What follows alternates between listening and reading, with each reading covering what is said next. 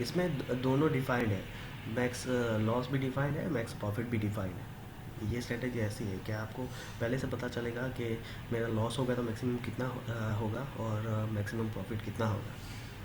Hello everyone, चलो आज देखते हैं कि आयरन फ्लाई स्ट्रेटेजी कैसे बना सकते हैं हम लोग ऑप्शा में। ऑप्शा में मैं सिर्फ आपको डेमो दिखा रहा हूँ। अगर आप चाहो तो दूसरे प्लेटफॉर्म भी यूज़ कर सकते हैं इसके लिए, जैसा कि सेंसिबल है, वहाँ पे भी सेम इसकी तरह ही आप स्ट्रेटेजी बना सकते हैं। यहाँ पे आपको जाके गेट स्टार्टेड करना है और यहाँ पे आप देख सकते हैं वो निफ्टी का फ्यूचर जो कि है 11467। तो यहाँ पे भी आप काइट में भी अगर चेक करो तो यहाँ पे 11460 के पास है। तो यहाँ पे हमको क्या करना है आयरन फ्लाई के लिए। बेसिकली आयरन फ्लाई क्या है कि शॉर्ट स्ट्रेडल का हैज है। तो अ, अगर हमें 17 सितंबर अगर पकड़ लें कि वीकली में, क्योंकि आयरन फ्लाई क्या है कि उसका ब्रेक इवन बहुत टाइट रहता है, तो हम लोग लॉन्गर टाइम फ्रेम पे हम लोग चलेंगे तो उसमें हमारे स्टॉप लॉस मीन्स लॉस होने के चांसेस ज़्यादा है, क्योंकि स्टॉप लॉस यहाँ पे रखने की ज़रूरत नहीं है क्योंकि बहुत टाइट रहेगा हमारा ब्रेक इवन।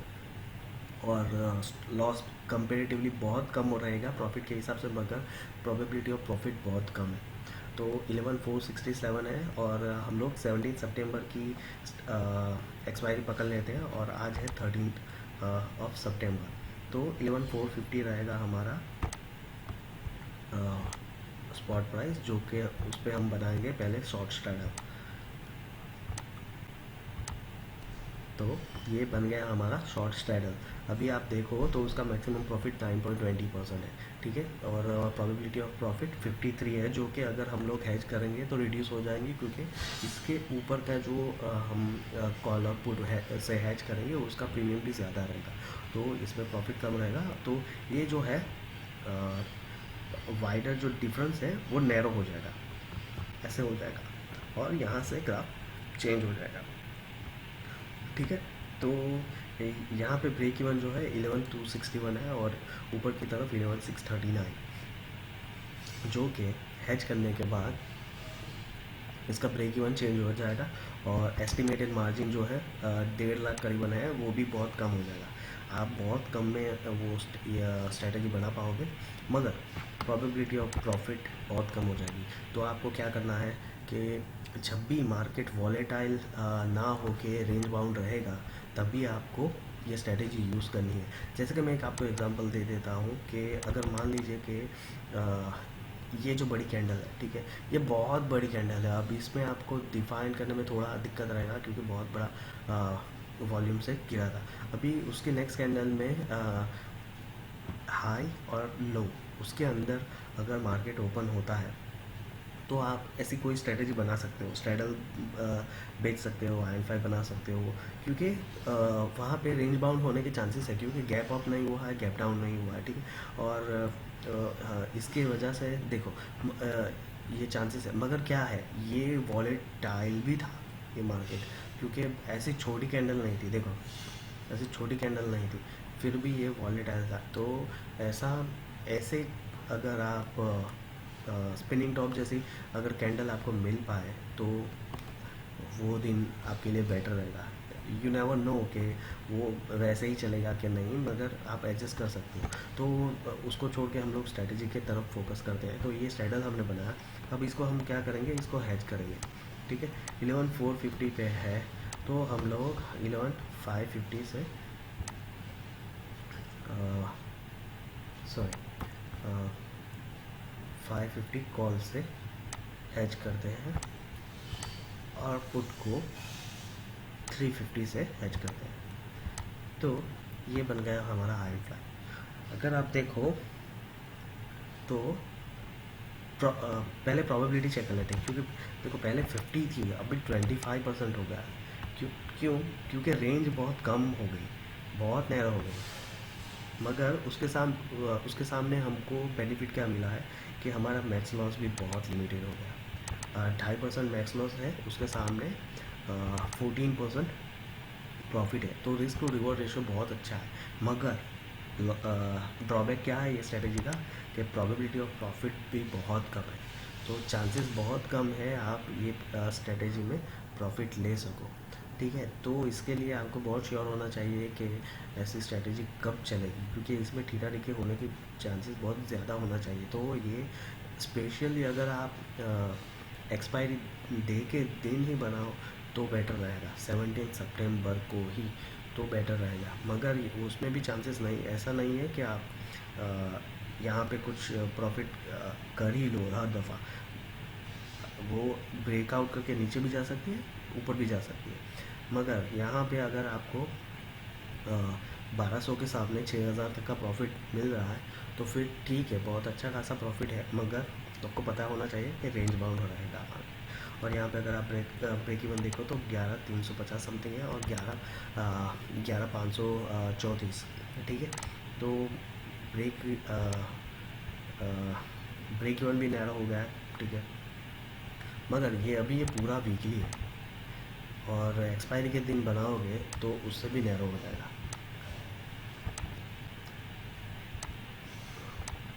तो या बेसिकली ये आयरन फ्लाई है जो कि है स्ट्रेडल को हम लोग हैच करेंगे ऊपर की स्ट्राइक से, जो हमको लिमिटेड रिस्क देगा और लिमिटेड प्रॉफिट देगा। मगर इसमें दोनों डिफाइंड है, मैक्स लॉस भी डिफाइंड है, मैक्स प्रॉफिट भी डिफाइंड है। ये स्ट्रेटेजी ऐसी है कि आपको पहले से पता चलेगा कि मेरा लॉस होगा तो मैक्सिमम कितना होगा और मैक्सिमम प्रॉफिट कितना होगा, ठीक है गाइस। तो अब ये तो स्ट्रेटेजी मैं आपको दिखा दिया। अब आपको मैं ले चलता हूँ इसके बैक टेस्ट पे भी। हम लोग एक बैक टेस्ट भी करते हैं जहाँ पे हम लोग देखते हैं कि कैसे परफॉर्म होती है।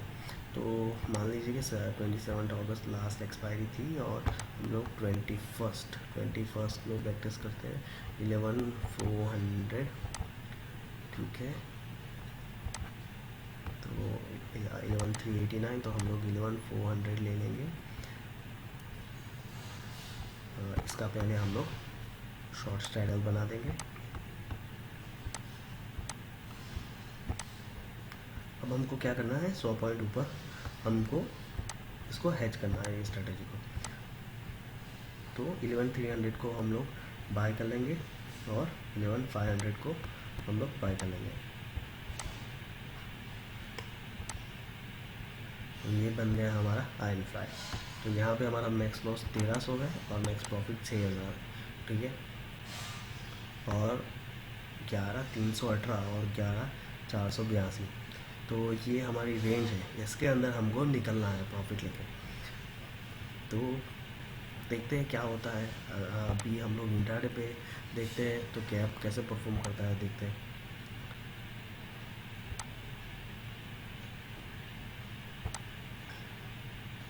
तो ये फ्राइडे का दिन है, ठीक है। और फ्राइडे के दिन में वॉलेटिलिटी थोड़ी रहती है, क्योंकि वहाँ पे बायर्स थोड़े एक्टिव रहते हैं। मगर अब तक तो ठीक चल रहा है, इतना ज़्यादा कुछ है नहीं। तो 1:30 बजे तक भी इसमें कुछ मूवमेंट नहीं है। आप देख सकते हो टोटल PNL में।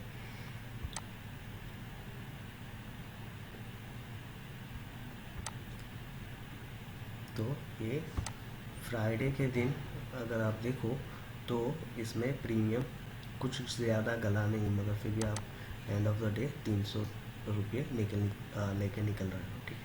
तो ये आपका जो आपने हैच किया था इसमें आपका प्रीमियम गलेगा, और जो आपने तो उसमें लॉस होगा, और जो आपने अंदर शॉर्ट स्ट्रैडल किया था तो उसमें भी प्रीमियम गला है, तो उसमें आपको प्रॉफिट होगा।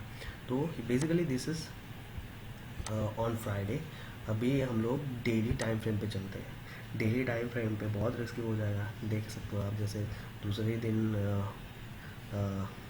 दिन ख़त्म होते डायरेक्ट ऊपर चला गया, यहाँ पे आप नहीं देख पाओगे। तो 11478, ठीक है। अभी यहाँ से कितना जाते हैं वो भी देख लेते हैं। 25, 11476 करीबन वहीं पे है। 26 यहाँ पे ऊपर की तरफ चला गया, 11554। तो अभी आपको यहाँ पे 675 लॉस दिखा रहा है। यहाँ पे मैक्सिमम लॉस कितना है, 1300। तो आधा आपने लॉस कर लिया। तो यहाँ से जैसे ये ब्लू लाइन जा रही है इंट्राडे बेसिस पे, तो वो यहाँ पे है। ठीक है।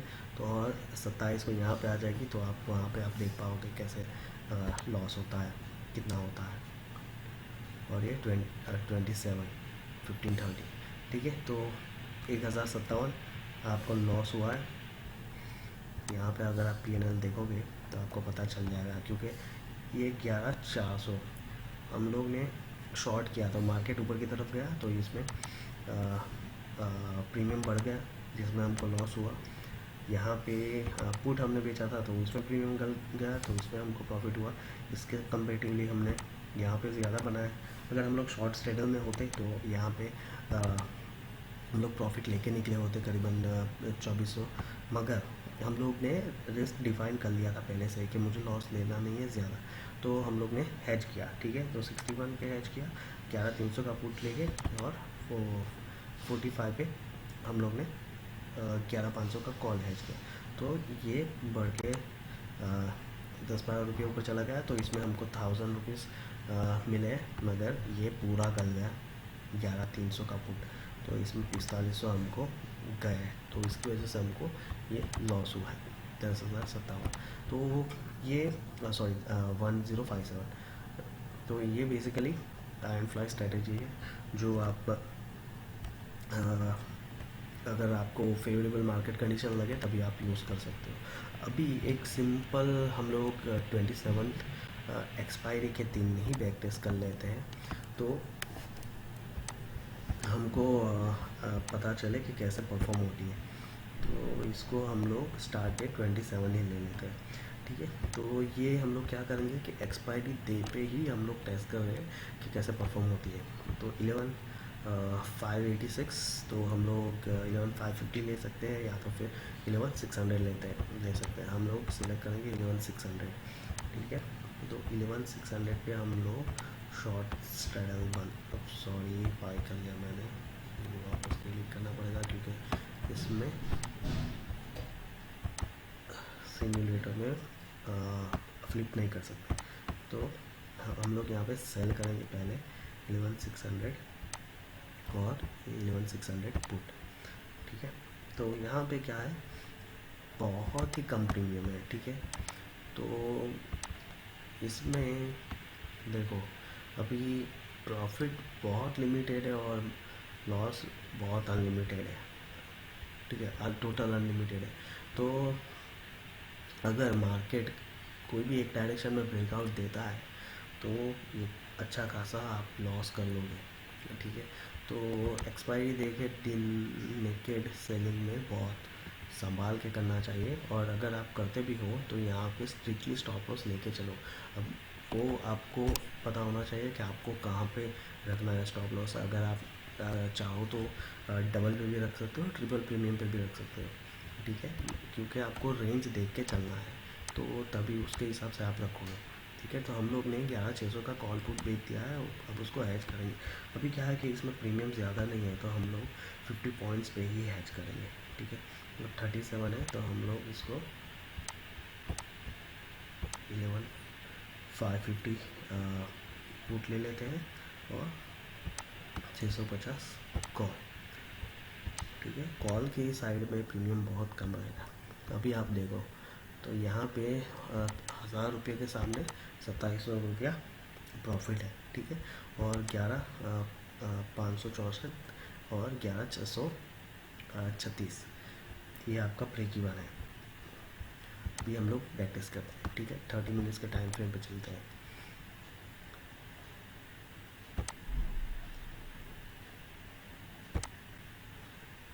अभी ये एक्सपायरी का दिन है, तो प्रीमियम करने ही वाला है। और इसमें क्या होगा कि अगर वॉलेटाइल रहा तो दोनों तरफ से इंट्राडे प्लेयर इसमें प्रीमियम खाने की कोशिश करेंगे। अगर मगर कुछ भी मूवमेंट नहीं होगा तो आपको यहाँ पे अच्छा खासा मिल सकता है प्रॉफिट।